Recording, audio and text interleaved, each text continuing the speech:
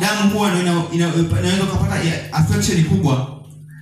Changamoto ikiingia kwenye damu huwa inaathiri kwa namna kubwa sana.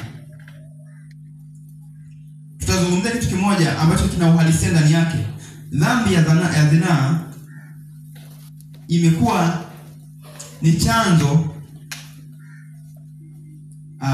cha maumivu ya wazi kwa maisha ya saizi. Mtu akiugua HIV ni matokeo 90% ni matokeo ya uzinzi. Amina. Sasa haya matokeo yanaonekana indirect, moja kwa moja, ya haraka. Baada ya muda miezi mitatu inaonekana. Lakini pia mimba zisizotarajiwa zinatokea kwa sababu ya nini? Jambo hilo. Lakini katika pia ulimwengu wa roho huendelea kuhifadhi ule uharibifu hata kwa vizazi vingine.